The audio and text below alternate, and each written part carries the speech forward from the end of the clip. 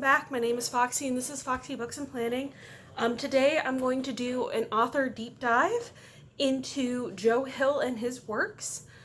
And I hope you all enjoy this because I'm thinking about doing this more for some of my other favorite authors. And also, if you can see this has my notes on it over here, and boy are there a lot of notes. Alright, so just to get into it, the first section I have is who is Joe Hill? So Joe Hill is an American author and comic book writer. His full name is Joseph Hillstrom King. Yes, he's Stephen King's kid. He's been actively writing and publishing since 1996. He primarily writes horror, dark fantasy, and science fiction. As of January 2020, he has published 4 novels, 4 short story collections, 14 comic books, and numerous short stories, some of which have been collated into those 4 collections. And as a side note, his next full-length novel is scheduled to come out in autumn of 2020. But almost no information has been released about it so far. So to give you an idea of what I'm going to be talking about specifically, I'm going to be looking at his novels and short story collections, because those are the things I have read. I have not read any of his comic books, but I do have the first Lock and Key comic on my Kindle app, and I am looking into figuring out if I want to purchase Wraith or not, and look at that one as well. So before I get into talking about the novels or anything in great detail, I just want to throw up a spoiler alert. I am going to be talking about the full plots of these books, including spoilery type things, because I do want to give kind of my best review and overview that I can, so you can get an idea for Joe Hill as an author and whether or not these books are going to be a good fit for you. So that is your spoiler warning. Please don't at me in the comments. This is your warning now. So to start with, the first book that Joe Hill published was Heart-Shaped Box in 2007. It's classified as a horror novel and has an average Goodreads rating of 3.83. I gave it 5. The basic summary of the book is that rock star Judas Coyne has retired to his upstate New York farm and has been collecting morbid memorabilia. Aleister Crowley's chess set, John Wayne Gacy's Seven Dwarves drawings, a snuff film, a skull, those kinds of things. And during this period, his assistant shows him an email he received regarding an eBay posting, and this eBay posting is for a woman selling her father's suit, which she claims is haunted by the ghost of her father. And so Judas Coyne tells his assistant, go ahead and purchase it. And to add to his collection, because it's a ghost. Who wouldn't want to have a ghost in their morbid collection? When it arrives in a heart-shaped box, hence the name of the book, Judas and his girlfriend Georgia begin to realize that the suit is indeed haunted and that the ghost is trying to kill Judas. During this period, they discover that the ghost is the stepfather of one of Judas Coyne's previous girlfriends, who he called Florida, who has recently committed suicide. The pair set out on a road trip to try and rid themselves of the ghost and simply survive. So a little more into that. If you don't want to hear spoilers, I will put a time code for you to come back down below, just if you don't want the real spoilers. So what actually happens is the ghost starts to haunt the house, and Georgia is injured by the suit when it comes into the house. So she ends up with an infected wound on her thumb, and weird things start happening around the house, where Judas is trying to be told to kill himself. And the only thing that seems to break him out of his trance are his dogs. At this point, they figure out that the woman who sold the suit to Judas is actually Florida's sister. And so it was their stepfather's suit, and that they purposefully sold it to Judas because the father wants retribution from Judas for the death of Florida. She and her father blame Judas for Florida's death and want revenge. And the stepfather was a hypnotist who specialized in spirits during the Vietnam War and was a dowser and hypnotist. And her sister, the sister, is also in the hypnotism business. And so the stepfather has figured out how to be a spirit and how to come back and manipulate Judas in Florida or Georgia.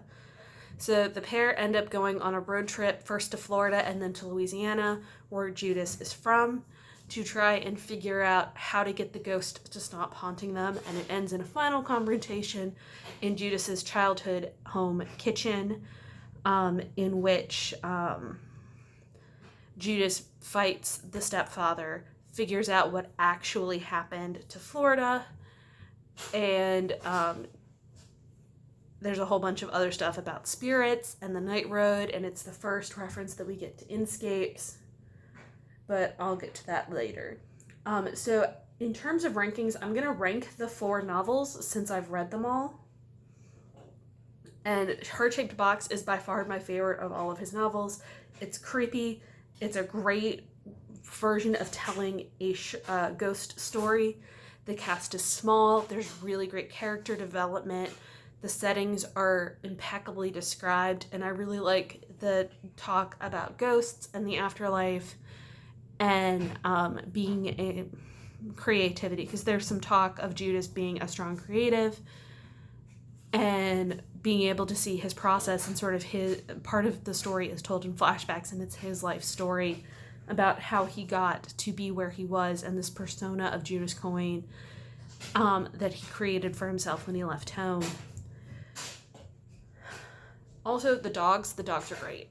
The dogs play a huge part in the story because the dogs can see the ghost and protect from the ghost.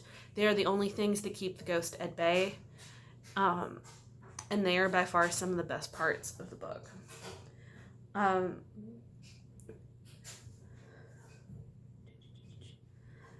The notes that I had, additional notes for this one, was that as I mentioned earlier, this is the first time we're introduced to inscapes, which are a critical part of Joe Hill's works. It's explained sort of in NOS 4A2 that inscapes are created by strong creatives if they have a totem, for lack of a better word, that allows them to access that creativity.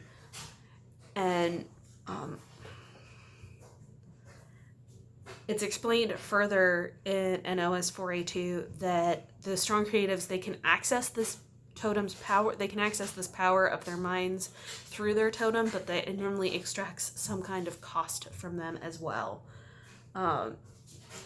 And it's really interesting to see him laying the groundwork now. It's very similar to how like the Marvel Cinematic Universe lays the groundwork for future movies in the older movies. And once you've seen that movie, you can go back and be like, oh, I see now where we were getting led into this. The film rights to this book were sold, but the film adaptation is in development hell. The film rights were sold shortly after the book came out, and it's had a couple of different directors, and it doesn't seem to be getting off the ground. And I'm hoping now that some of the other books are being made into successful TV shows and movies, that we'll get a movie for Heart-Shaped Box soon.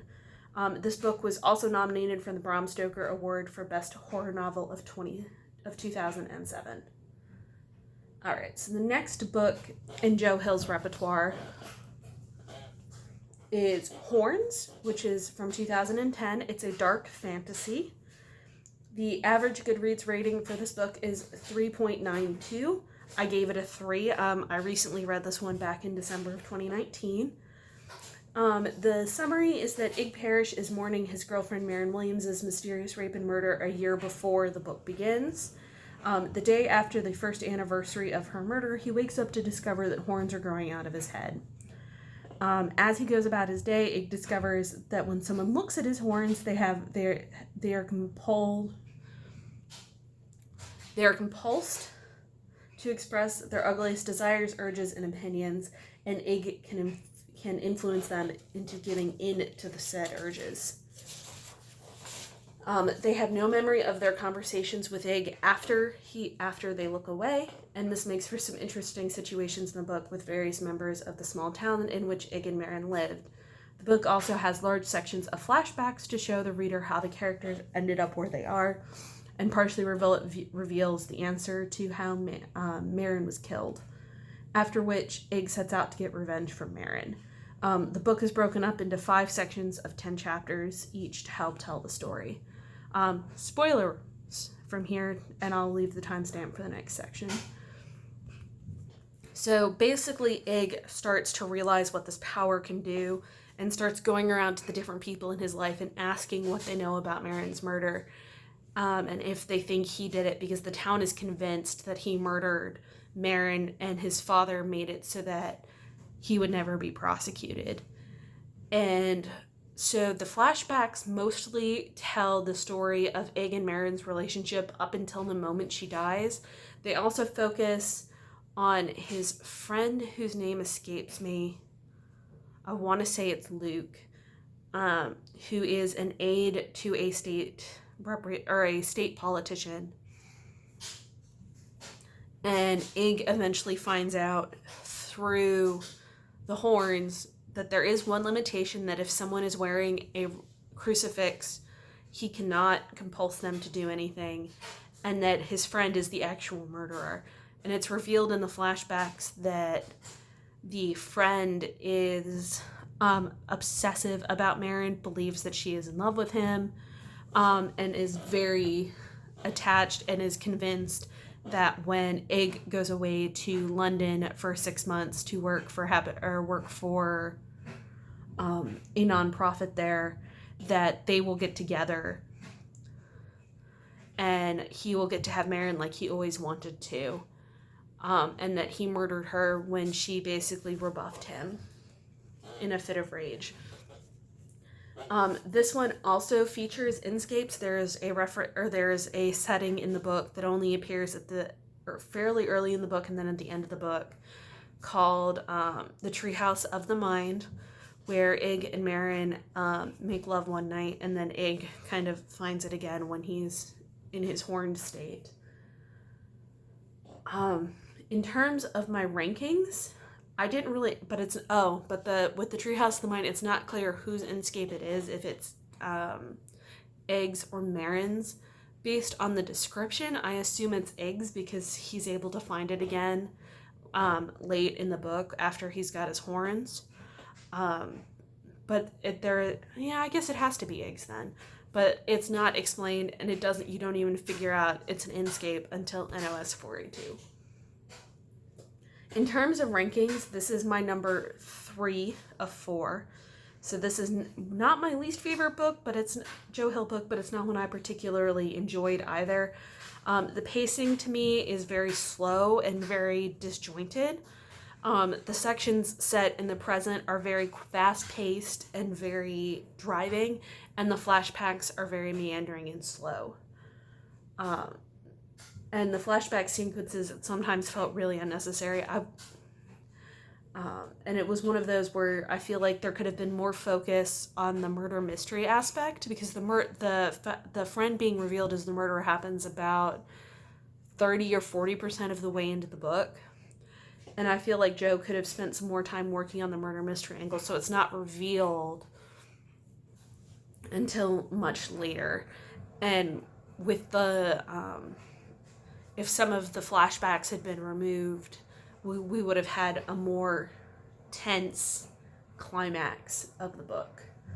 Some extra notes. There was a film version of this book made with Daniel Radcliffe as Ig that was released in 2014. It is a 41% critic score and a 49% audience score on Rotten Tomatoes. I did see the movie first, which I think has colored my judgment of this particular book. And while the movie suffers from the same uneven tone and pacing of the book, I found it more enjoyable and easy to follow compared to the book, because they cut out a lot of the flashbacks and focused much more on the murder mystery angle and Ig figuring out how the horns worked. This book was also nominated for the Bram Stoker Award for Best Horror Novel. All right, so next up is NOS 482, which was published in 2013. This is a horror novel. It has an average Goodreads rating of 4.07. I rate it at 5. As a little summary blurb, the story follows Vic McQueen, Charlie Manx, and Bing Partridge. Charlie Manx is a child abductor who utilizes his Rolls-Royce Wraith to drain children's life force and transport them to Christmasland, his escape. Bing Partridge is Manx's assistant, who's also known as the Gas Mask Man, who lives in the House of Sleep. Bing assists Manx with kidnapping and disposing of children, kidnappings and disposes of the children's parents in order to earn his spot in Christmasland. He has to help Manx rescue 10 children to enter Christmasland. Vic is like Manx. She utilizes a bike to access the Shorter Way Bridge, which is her escape that allows her to find missing things. The story primarily follows Vic as she confronts Manx as a teenager and through her adult life. As the confrontation comes back to haunt her, the story comes to a head when Manx reappears after dying in jail and kidnaps Vic's son in revenge. Spoilers from here on out. So maybe a little bit better of a way to explain this is that the book's primary character is Vic McQueen. The book is the story of Vic McQueen's life, how she discovers her escape ability, uses it as a child, learns more about escapes as a young adult, and she goes through a period where she forgets about her ability to do these things and things that she was told, because when she's young, she visits Iowa, and the librarian there, whose name escapes me. And the librarian can also use escapes, where she uses her an antique bag of Scrabble tiles to discover knowledge. And one of the things she discovers during Vic's visit is that Vic can find Charlie Manx and stop him. So Vic goes back to her life, forgets these things ever happened, and when she turns 17, she gets into a fight with her family, runs away, and goes looking for Manx. And she finds him in in Colorado, where he tries to kill her, and she tries to save a child that he's kidnapped. And the confrontation ends with Manx going to jail for murdering a American serviceman, and Vic finding the man that would become the father of her child and her husband her lover. And then the middle of the book follows Vic as she becomes an adult, has a child called Bruce Wayne Carmody, and starts to draw a children's search book called Search Engine as a way to keep the voices at bay, because she discovers that the longer Charlie Manx is in jail, she starts to get calls from the children in Christmasland tormenting her, and she's the only one who can hear them. There's no record of them anywhere, but she finds that when she paints or does something creative, they can't call, and it ends up with her becoming a substance abuser and eventually ending up in rehab. And then later in the book, when she's out of rehab, she takes her son on a summer vacation to a lake in Vermont, where she ends up finding an old Triumph motorcycle and rebuilding it, at which point Manx shows up after having apparently died in prison and being dissected, takes her son, tries to kill her, and starts to take her son to Christmasland. And then the end of the book is her racing against time to get her son back before Manx can make it all the way to Christmasland. The other characters are so Manx is our main antagonist, and Bing Partridge is kind of like his henchman. In terms of my rankings, this is book 2 out of 4. I really do like this book. I read it every year at Christmas time because it does have a Christmas connection. It has some pacing issues, but they don't bother me as much as some of his other books. And I like how the book wobbles between a couple different points of view. So Vic is the main point of view, but there are also other points of view. So like Bing's point of view, and there are some other characters that pop in and out to do POV chapters that really make the story well-rounded and really interesting. I also really enjoyed the character development. I feel like all of our characters in this book that are central to the plot, so Vic herself, Manx, Bing, Wayne, and some of the others are really fleshed out and well-developed characters. And I think this is probably one of the best endings that Joe Hill has done. The last third of the book is action-packed, and the ending is great. So this is the first book where we get the official name Inscapes, and we get the first indication that all of the previous books are connected. And that happens after Wayne is kidnapped. The FBI is trying to locate him using the Find My iPhone function. And when they do that, a map shows up that says the United Inscapes of America. And Christmas Land is on there. The Night Road from Heart-Shaped Box is on there. The Treehouse of the Mind is on there. Pennywise's Circus from It is on there. And several other places are on there as well. And it's really the first indication that all of these books are in the same world and they're all connected. And it even references that some of Stephen King's works would be in the same universe as well, that Joe is just adding on to his father's work. Other notes about this, there is a supplemental comic book to this story called The Wraith, which chronicles the early years of Charlie Manx's life.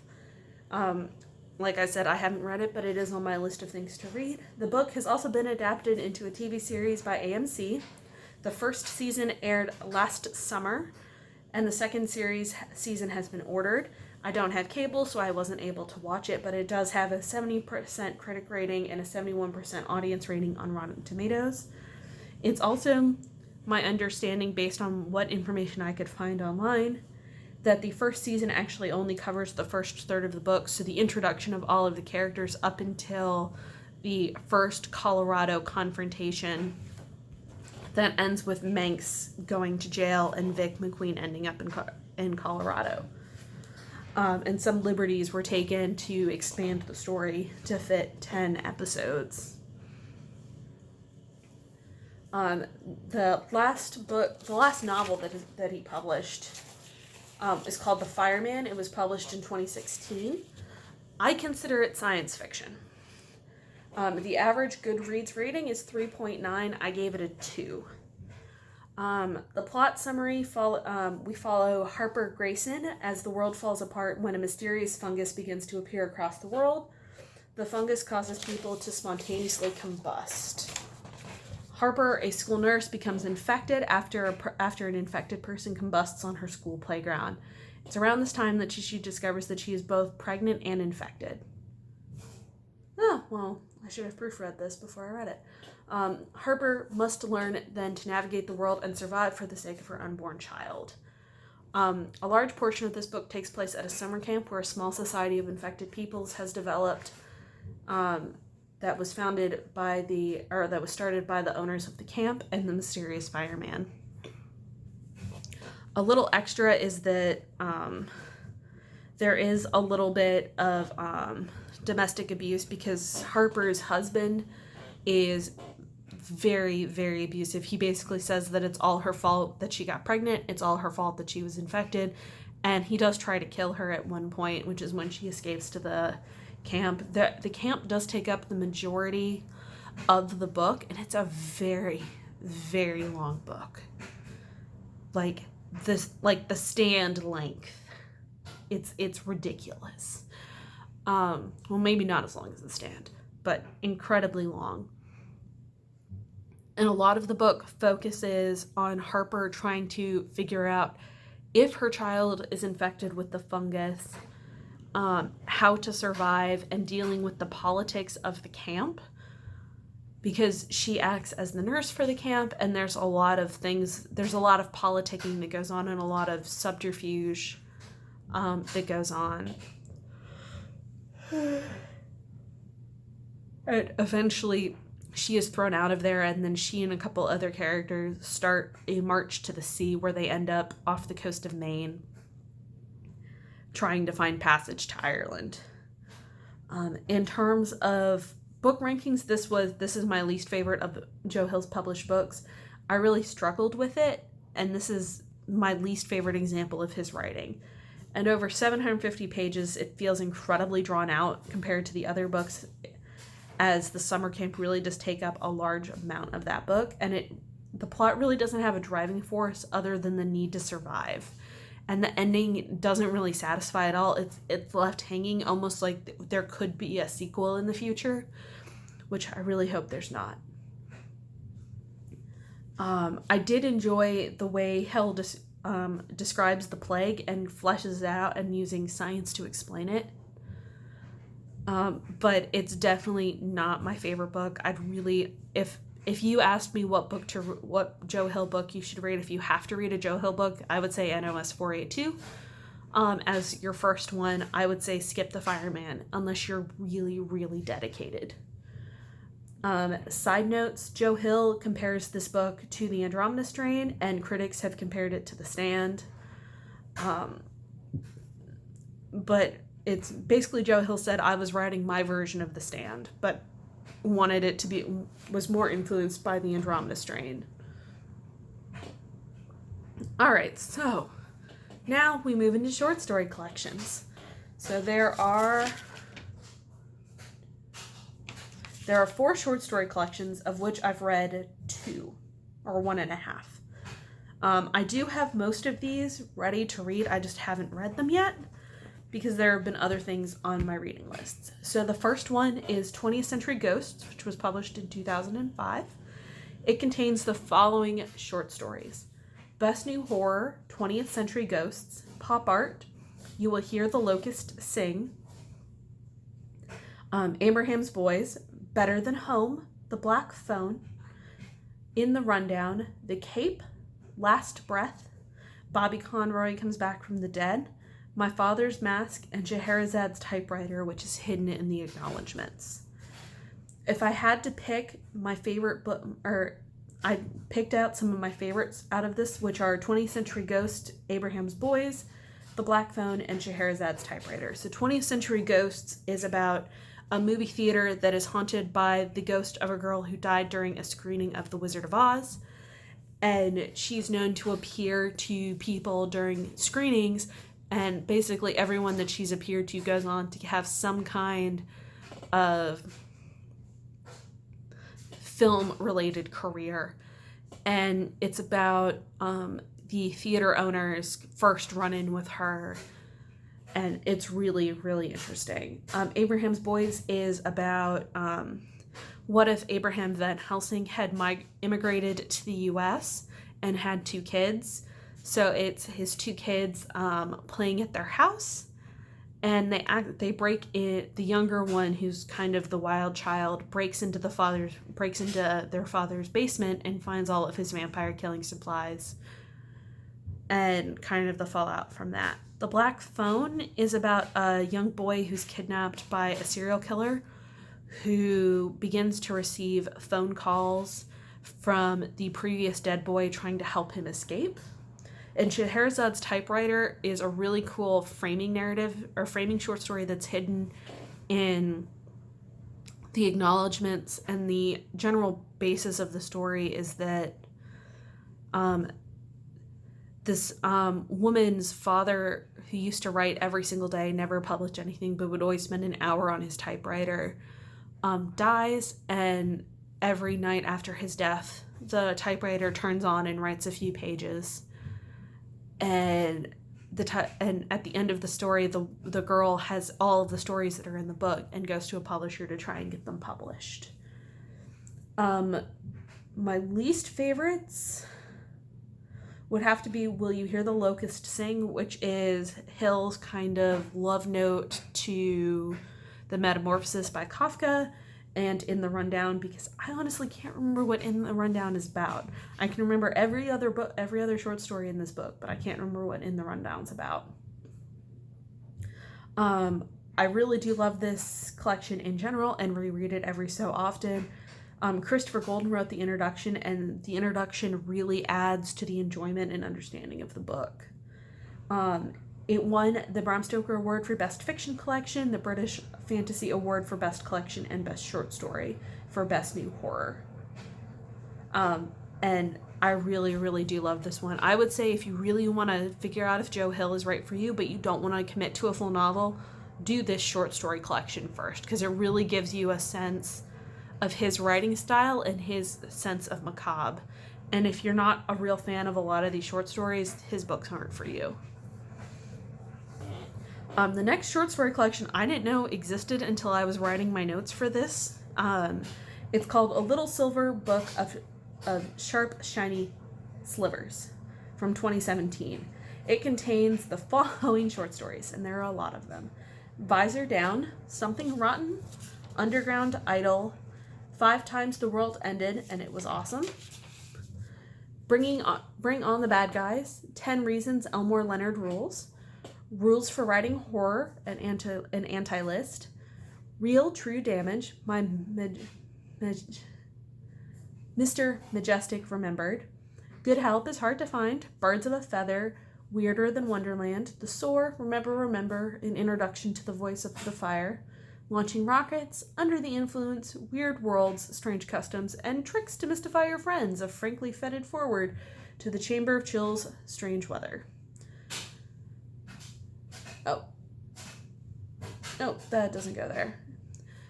Shock and Blah, Blitzkrieg Bop, and Jude Confronts Global Warming. I haven't read this one. It was apparently a limited run printing that they did. There were only 50 to 100 copies made. And I don't even know if I can find it, to be honest. I have put it on my reading list, and I'm going to see if I can find it and maybe come back and update this video when I do, but I have no idea if I can find this or not. The next one is Strange Weather, which was published in 2017, contains 4 novellas. Snapshot, Loaded, Aloft, and Rain. I haven't read all of the books yet, or all of the stories yet. I did read Snapshot and really, really enjoyed it. It's about a man who thinks he's being followed by a stalker who's trying to take away his life using a Polaroid. And then the last short story collection is Full Throttle from last year, 2019, which contains Introduction, Who's Your Daddy, Dark Carousel, Wolverton Station, By the Silver Water of Lake Champlain, Fawn, Late Returns, All I Care About Is You, Thumbprint, The Devil on the Staircase, Twittering from the Circus of the Dead, Mums, In the Tall Grass, which was written with Stephen King, and You Are Released. So this one just came out a few months ago. I haven't had a chance to read it yet. I do own a copy, and it's on my to-read list early in this year. Like I mentioned, In the Tall Grass was written with Stephen King and has been adapted into a Netflix film. So that was all my notes, all 4 pages.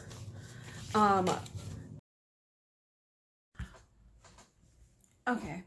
Hi all, Editing Fox here from well into the future after I filmed the initial parts of my Joe Hill deep dive. This isn't even the same month that I filmed it in, but thanks to COVID-19, I've finally gotten around to editing it. So I realized as I was editing that I spent a very small amount of time on the comics because I hadn't read any of the comics when I filmed, and that has changed. So I'm going to quickly run through the comics that Joe Hill has written or co-written, and the ones that I have actually read, and the ones that I'm kind of interested in getting into as I continue on my Joe Hill journey, because it is an ever-evolving journey. So currently his list of comics includes the Lock and Key series, which was from 2008 to 2013, Kodiak, The Cape, The Cape 1969, Thumbprint, Wraith, Welcome to Christmas Land, Shadow Stories, Stories in Celebration of Ray Bradbury, which was an adaptation of the By the Silver Water of Lake Champlain short story. Tales from the Dark Side, The Cape Fallen, Basket Full of Heads, Plunge, Sea Dogs, and Dying is Easy. So while I was on vacation in February, I read the first book of the Lock and Key series, and I was kind of propelled to read it. One, because I could get it for free from Amazon, and two, I had just watched the Netflix adaptation of the Lock and Key series, and I was kind of interested to see which one I would prefer, because I found that the television show, the first couple of episodes are just, oh my god. Well, the first episode is great. Of the 8 episodes, the first episode's great. There's a couple in the middle that are crud, in my opinion, and then there are a bunch at the end that are just amazing. But I did find the Lock and Key comics to be a little more interesting, because there's more keys, there's more explanation, and there's more time for things to breathe. But for the most part, the first couple of episodes, with the exception of 1 or 2 deviations, are basically a frame-for-frame recreation of the comics. And I've only finished the first comic because that's what I could get for free. But it is really interesting, and I do intend to keep reading. And for those of you that watch my reading wrap-ups, I do not include comics in my reading wrap-ups. It's a personal thing. I don't want them to count towards my reading goals, because comics and books are 2 separate entities to me, and I don't feel that they should be counted together. If I get back into reading comics more, I will probably start doing a comic wrap-up where I talk about all the comics I've read that month, or the comics that I'm currently working on. But I read significantly fewer comics than I do actual books, which is a change. When I was a kid, I was really into manga, and I read comic books all the time. But I've just gotten away from it as I've gotten older, and the Joe Hill books are kind of my first reintroduction to comics. My other one was I bought Wraith, Welcome to Christmas Land, the first book in that series, because there's a couple of them. Right after I made the video, because I was really interested in having it while I was on my trip, and I did read it a little bit while I was on my trip. And it's really interesting, because it tells you the backstory of Charlie Manx. My one gripe is nothing to do with the book. It's that I have it through Kindle, and Kindle likes to do this really weird thing with comics where instead of just allowing you to enlarge the entire page, it wants to enlarge one cell at a time. And it drives me nuts, because I want to be able to see the whole page and read at my own pace instead of having to constantly flip as I hit each cell. The other one's Basket Full of Heads is relatively new. It came out in the last couple of months. And that one really interests me, because the tagline to get you into it is Wood being possessed by, or Wood having a haunted Viking axe solve all of your problems, or something to that effect. And it's something I'm really interested in trying to read. So that's that, and we will get back to my little closeout for this video. But in general, I do also recommend these comics. They're probably best for older teens, because they do deal with some adult themes, and they are quite graphic. So I would say probably 16 and up, unless your kids are really, really into gore. And then if you are okay with it, I would let them read it. But that is my personal opinion. With that, let's rejoin past me to wrap this up. And hopefully I won't have to jump into a video again for a while. Bye. I hope you got some information about Joe Hill, good points and bad points about his writing style, and places for you to try and start depending on your reading level, and how comfortable you are with horror and dark fantasy. I'd love to hear your comments if you have any thoughts about these books, if you've read any of them. Share my thoughts, disagree with me. If you've read any of the other short stories or short story collections, please comment down below. I'd love to hear your opinions. And if you have a different point of view about, well, maybe people should try starting with this book as an introduction. But with that, I will leave you all. Thank you so much for listening. Please remember to like and subscribe, and I will talk at you later. Bye!